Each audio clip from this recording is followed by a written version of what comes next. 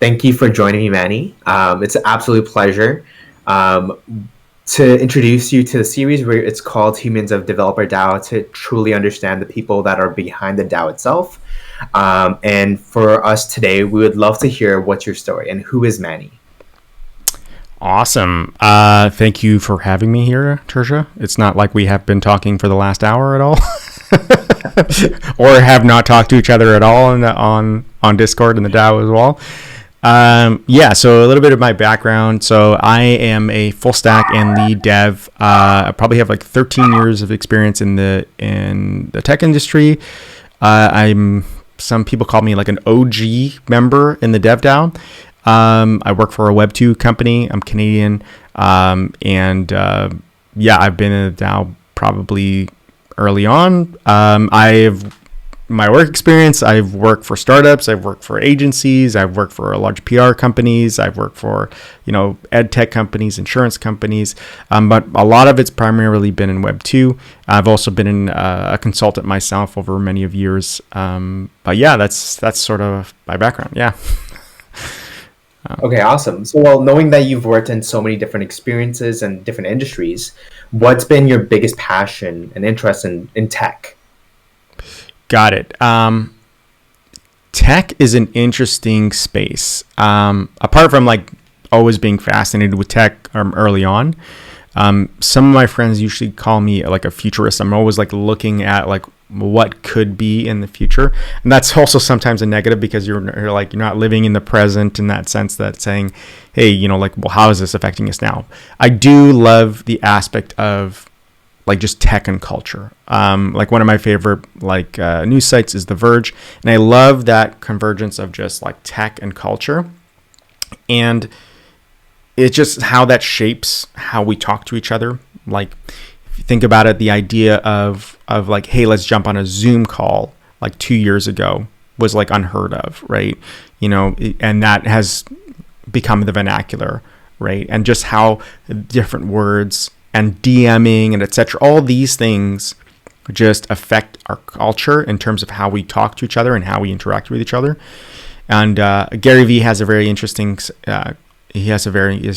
perspective where he says, we are the most sociable that we've ever been, like this just generation, than any other generation before us. So when people say, like people are very antisocial and they're on their phones, no, they're communicating with different people. So if we're hyper communicative and we're hyper social in that sense, it's ultimately because of tech, right? Whether or not that's a good thing or a bad thing is up for debate, but the idea is that we're the most sociable generation than any other generation before us, and I thought that's interesting. I do have like a big love for content creation, just like writing videos.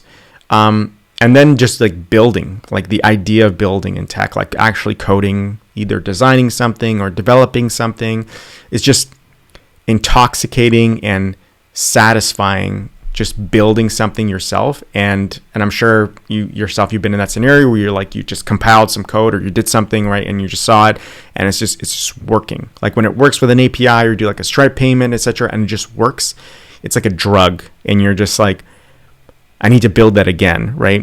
And it never goes away, which is unfortunate, right? You're just like, that's a bane of a developer. Is like, and somebody who's in tech, you're like, let's just build the next thing because I want that next high to just build something because it feels so cool to say that you built something, even if it's useless. But it's just like, oh, I built this thing. And I think that's also the reason why IKEA is so successful, is because you built something that you're like, oh, but I built that shelf, whatever, right? But you didn't really design it, but it's just the idea that you actually built it. So those are some of my passions, essentially. No, I love that. I think I can speak on that as well. Just having that kind of final realization that the code is working, and those hours you spend just looking over Stack Overflow and whatever it is you're looking through Google. You finally get that realization that it's working, and everything that you kind of led up to it, of the thinking, the process, the constant banging your keyboard as to trying to make it work, comes to a final close of I made it happen. So that's pretty awesome. My favorite, actually, in relation to Stack Overflow, is finding your own answer to your question later on.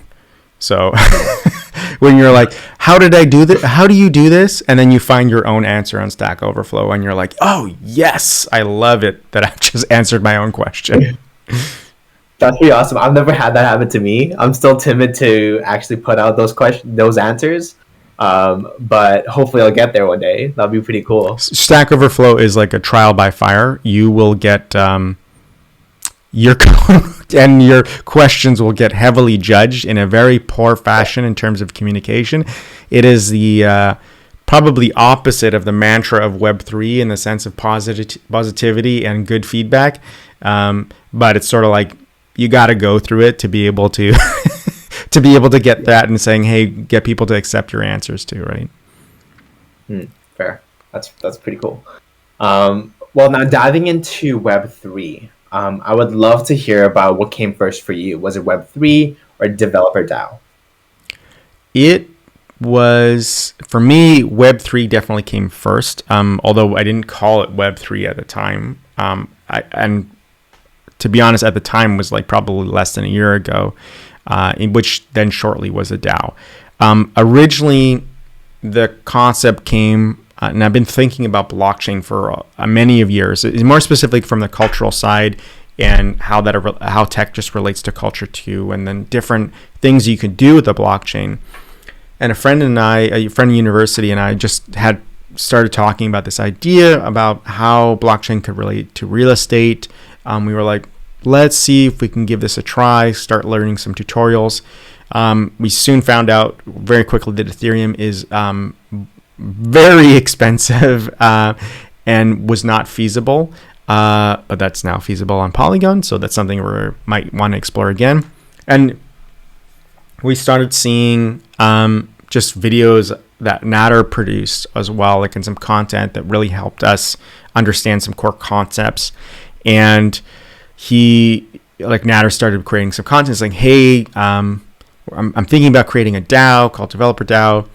And he's like, this is an experiment. I don't know what I'm going to expect from it, but if you want to join, you can join. It's free. You just got to pay for the gas, right? And the friend and I were like, maybe we should join. Let's give it a try. And at the time, I think, and it's cheap now, but like I paid like probably $80 in gas for the NFT, and I did it on Etherscan, which was like the first time it was like before people started doing like very fancy UI, like to mint NFTs, etc. Like there was some stuff, but it wasn't like there wasn't a lot of it, or at least I was still early on that I didn't see enough of it. So we were just like, we minted it directly through Etherscan to be able to interact with the contract, and that's how I saw a friend and I, we just jumped in, and to this day we've just been part of the DAO now. So that's ultimately what led us to it. Curiosity with Web3, and then seeing where this dev DAO is, and we're like, if we're gonna go all in, like to see what this is all about, let's just jump in further, right? That's awesome.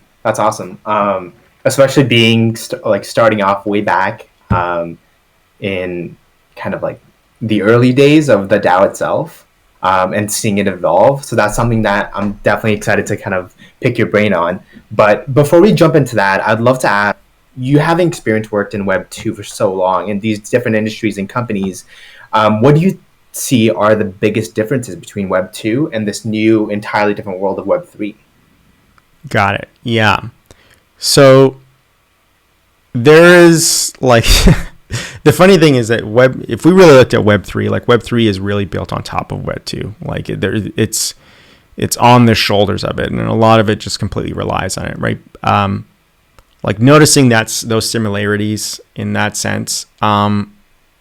The biggest differences that I would say though are culture, for sure, is one thing. Not to say that there hasn't been like a lot of positivity with Web 2 in that sense, but like using Stack Overflow as an example, right? Like it's like, or for that matter, like 4chan or some other like websites essentially that are not, they're not always like, there's not a lot of positivity always in relation to them. So in terms of culture, there is a very positive vibe around Web3.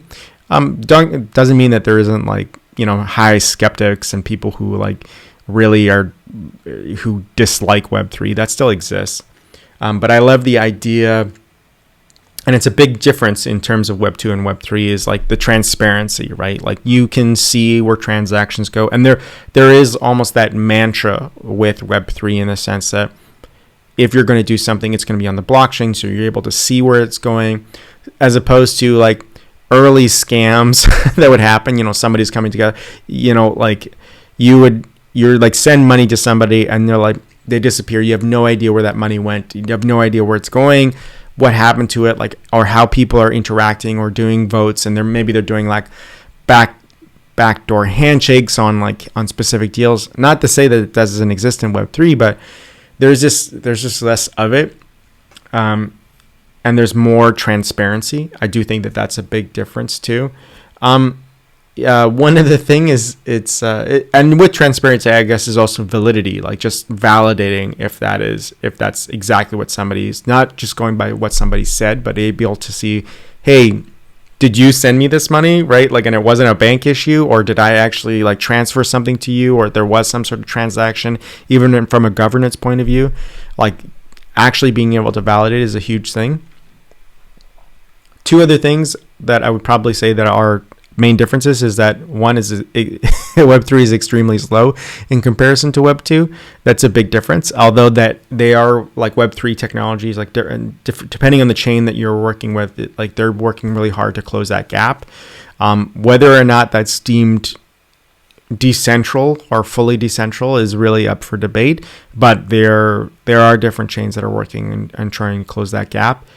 And I think I think I've seen this tweet going around too. It's like the difference between something like using something versus owning something, right? And that's one thing that has been very, very hard to validate on the web in general. And I think that a lot of companies have I guess capitalized on that because like there's Diablo 2 remake again, you know, and you're like, I mean, I love Diablo and I did buy that game again, right? But like none of the ownership of owning that game or of being able to show that I've loved this game from the beginning has transferred on. And that gaming industry is a completely different topic, but like it's a longer topic in terms of discussion, but there is the idea of like owning something and validating it.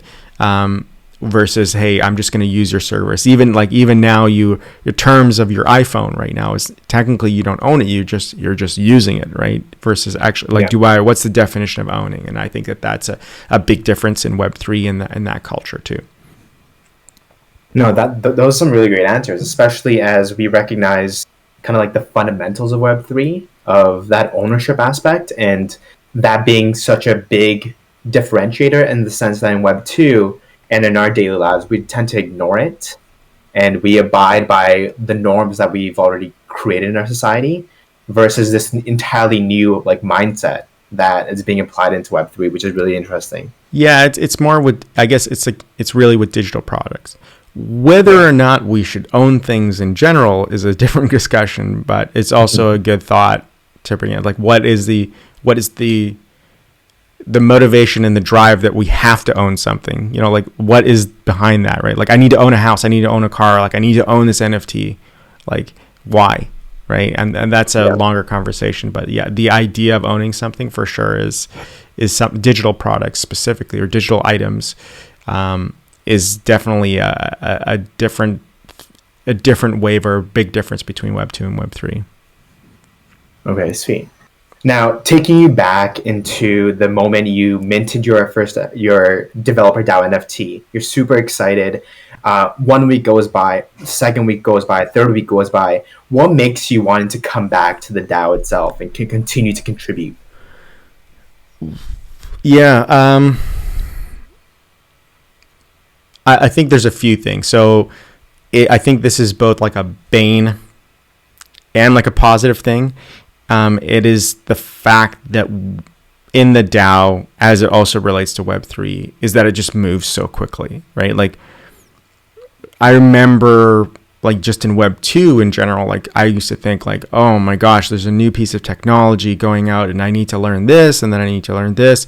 Like it's exponentially even faster in Web 3, which, you know, it's like, oh, this is new, you know, like this is, oh, something new, right? Like, but at the same time, it's just like, oh my God, I'm I'm up until 4 o'clock again and like trying to read up on like, how do I do a fractional NFT is with an ERC token that, you know, dictates governorship? You're go down these like crazy rabbit holes. But I do think that that's one interesting aspect that definitely keeps it going. And there's a lot of conversations of new tech.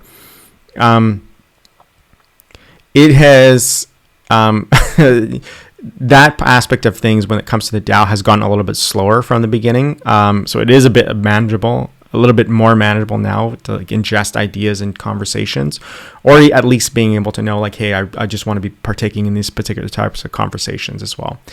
I do love the idea of talking to people, a lot within the DAO. And I guess this kind of goes into this idea that I find it very interesting that we're kind of at a very specific part of history in this generation, or just as a culture and society, specifically because of a few different factors. We have, you know, lockdowns because of COVID.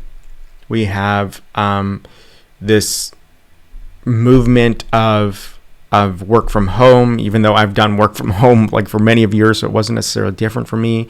And then this, like all the negativity that has been going on in North America, within Europe, formulates a portion of culture which just really, really interests me and really makes me want to come back. On top of like, there's a voice chat 5 that I meet people every day, and I meet like people from all parts of the world who have different perspectives. I think that's cool.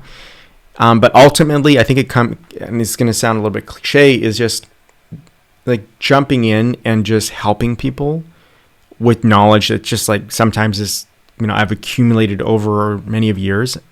And I got a nice DM the other day from somebody who said, you know, I just want to thank you. You're making Web3 better every day. I love jumping into voice chat 5 because 10 minutes is like a month of knowledge for me just jumping in. And that was like a really, really nice tweet. And ultimately, yes, it does, like, don't get me wrong, like it does play into ego, but at the same time, it's like, hey, I'm making some sort of impact in people's lives and seeing that they're getting some value from, you know, just absorbing or getting that piece of knowledge. And we're like, oh, well, can't you just do this? And they're like, oh my God, like, it just changes their perspective. And they're like, oh, now I can do X, Y, Z with it. And it's just, I love that aspect because it's almost like you become this catalyst or this muse or this advice to be able to give people a different direction or a different perspective on their projects or life for that matter. And I think those are ultimately that aspect of it just makes me want to keep coming back to the DAO. Those are all such great points, and I can definitely attest to Voice Channel 5. I have personally been there quite a few times, and just getting advice and answers to questions that I'll think about randomly, whether it's about life, my projects, or just Web3. It's so easy to find, it's been so easy to find like-minded individuals that are wanting to help, not just looking to kind of get value themselves, but able to kind of reciprocate the same exchange and value, so that like everyone can get better themselves. So that's been pretty awesome. I agree. It's nice. Yeah. And apparently all voice chat members have to wear green shirts. we just made that a new rule. I love it. Yeah. Are totally unrelated. Yeah. You and I just jumped in this and we're like, I'm like, oh, I was like, oh, apparently we all wear green shirts now. Yeah. I mean, green's a pretty great color, so. Sorry, olive. It's got to be olive. That's what it is. So. Okay. Yeah. Okay. Never mind. I'll have to change out of this now. The next question that I have is that you being an OG in the space and in Developer DAO and having seen it progress and grow exponentially over the past few months, what do you see the DAO doing more And the second part to this question, it would be, what do you see the DAO doing less going forward? Got it.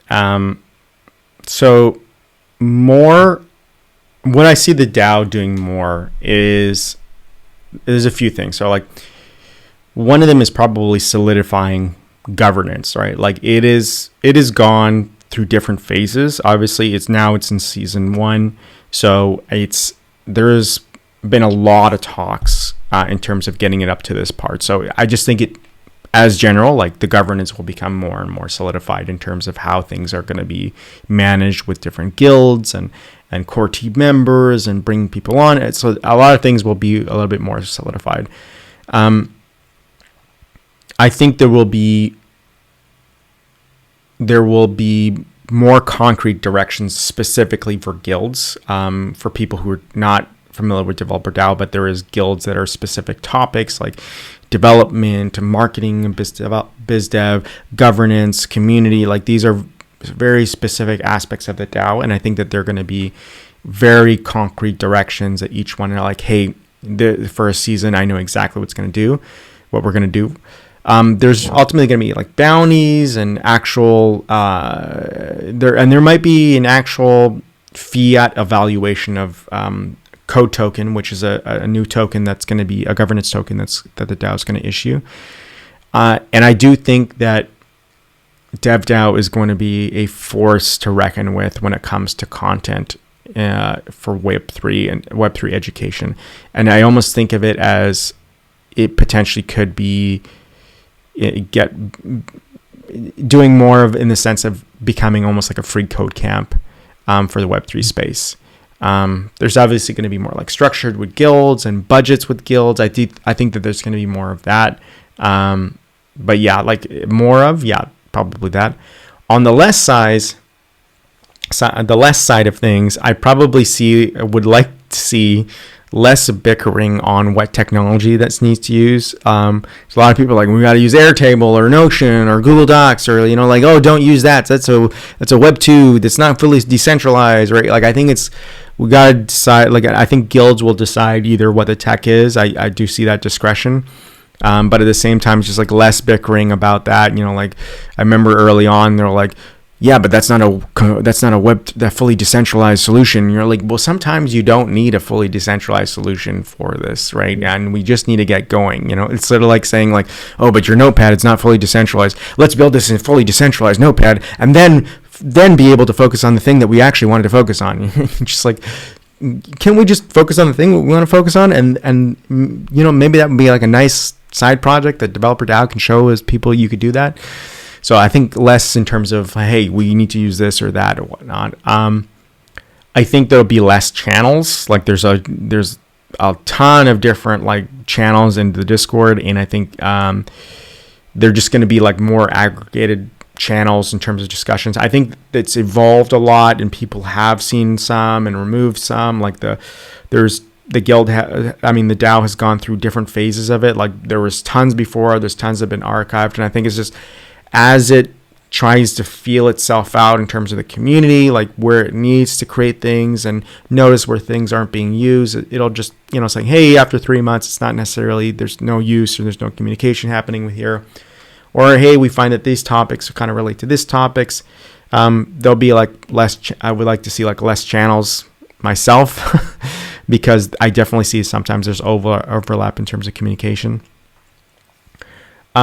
What I see, the last thing I would see the DAO doing less of is just like less ambiguity when it comes to like a North Star for the DAO. I think it struggled a little bit from early days. It's still struggling a little bit now in terms of saying like, guys, this is exactly the direction. They have the mantra, like in terms of the Developer DAO, they have a really, really good mantra in terms of exactly what the purposes of the DAO. I think it's just, there's a lot of ambiguity what directions it can take, and I think that there needs to be like a defined North Star and how that relates to how everybody comes together and goes in that same direction essentially. Yeah.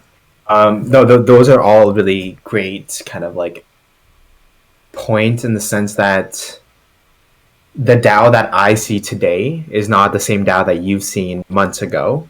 And so when you talk about kind of the some of the changes that I definitely see would be like the less channels and things like that. But in terms of the support that's already been created and the structure that there already is, of course, there's ways of improving it, but it's awesome to see that there is a lot of progress that's being taken place right now, and how much further that is possible for us to keep going. Yeah, there's always room for improvement, right? Like for sure. Yeah. Now, I think you touched on this. When it comes to the future of the DAO, you've talked about it being like the next free code camp and kind of a curator of the best content in Web3. In my opinion, this is pretty biased. I think the DAO is already one of the top leading prominent DAOs already out there. But for someone that's curious about Developer DAO and looking to get in, what advice do you have as to why they should join? Why, like, first of all, like, should just not ask that question. Just get in. Just don't wait. Like, just pay the money. You know what I mean? Like, do what Turja did and just use your rent money, live homeless for a month, and just get into the DAO, no matter the cost or what. I don't know. But no, not financial advice. But I think why you should consider getting into the DAO. I think of it more as like a network, and for the connections of that, I sometimes mirror it akin to a college without like I don't know, potentially the very expensive tuition costs, but there is, the support that you're getting it from it. It's priceless in the sense, the people that you meet, and also even the partnerships with some of the technology companies in the Web3 space that Developer DAO has established too. Even with that, like I've personally have leveraged the DAO to do business deals that are of exponential amount of money to be able to kind of do deals and be able to connect myself with different leaders in the Web3 technology space. That alone too is really, really interesting.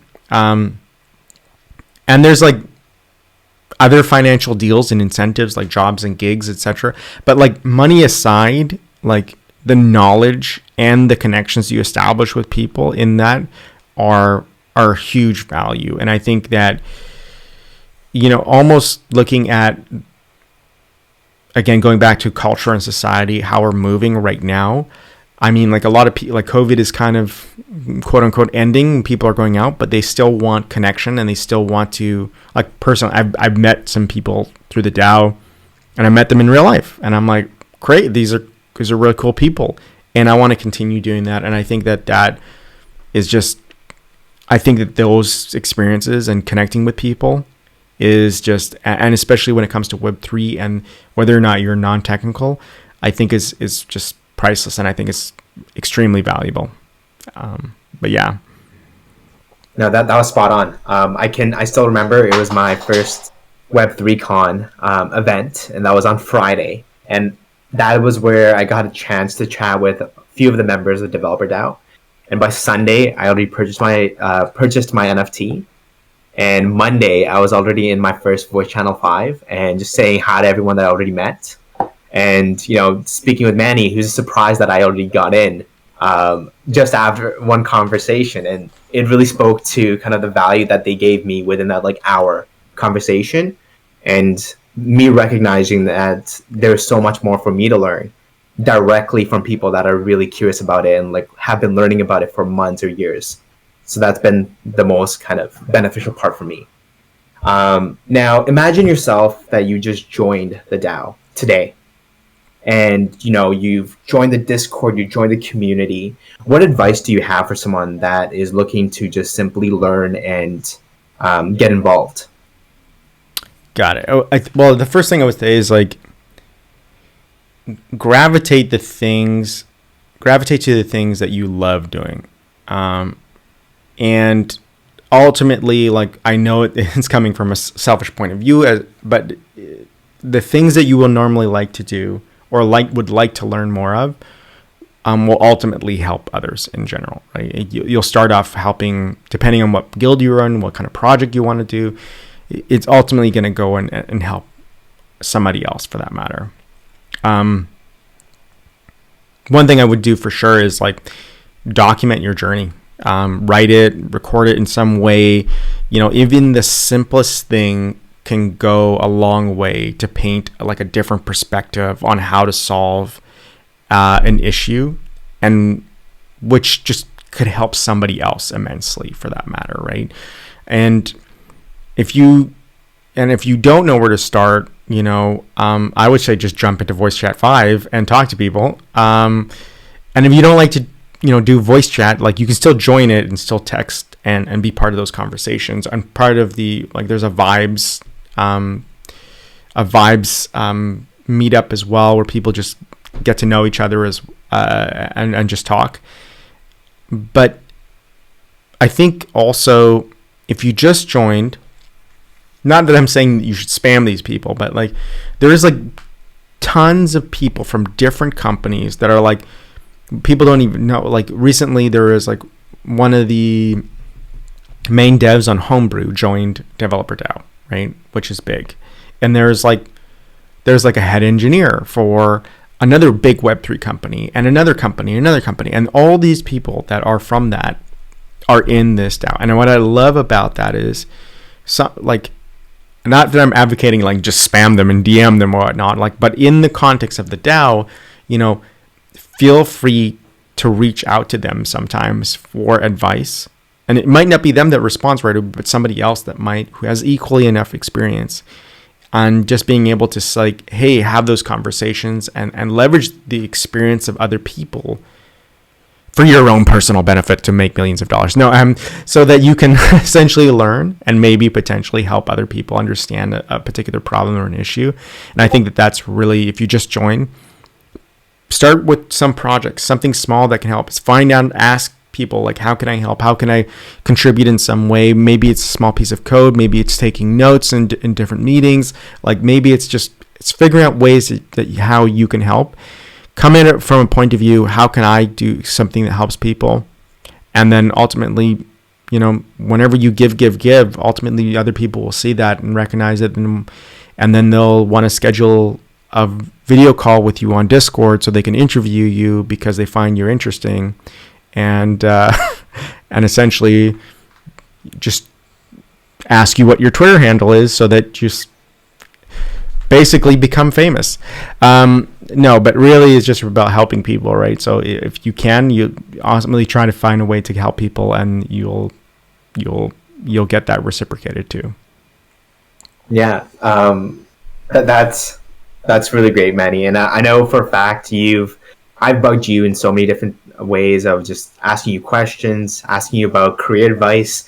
I think this entire talk, there's so many hidden gems that everyone, whether you're someone that just joined or you've been in the community for so long, that they'll be able to kind of understand and get a lot of different kind of advice and tips to even engage themselves even more within the DAO, or simply understand how they can take the community itself and learn from it if they're even going back into Web 2 or continuing to broaden into Web 3. I think that even though the DAO focuses so much on Web 3, it's not just about that. It's also about just finding like-minded people that genuinely care about growing and understanding and learning in all types of ways. 100%. Thank you so much for taking the time today to chat. Now, before we end off, I know that everyone here is curious to know, is there anything that you would like to last say? And finally, where can people find you if they have any questions and follow up to any tweets and want to learn more? Absolutely. Last thing I would say is join Developer DAO. Check it out, developerdao.com. Check out the Twitter, check out the Discord channel. That's where everything is happening. If you can't afford the NFT on the open market, there is a scholarship. You can do an application. And there has been people that have gone through and received them as well. And there's immense amount of value for people who do join. For me, myself, if you want to find any of the information on me, every single moniker or nickname associated with Coding with Manny, that'll probably be me. So you can find me on Twitter at Coding with Manny. You can check out my blog posts at codingwithmanny.medium.com. Also check out the Developer DAO YouTube channel. I've done one video. There's a couple more videos coming out in terms of like just going over content as well. But yeah, and find me on Discord as Coding with Manny, essentially. Awesome. Sweet. Thank you so much, Manny. Super excited to get this rolling, and thank you for having and sharing all your advice. My pleasure. Thanks, Turja. Awesome.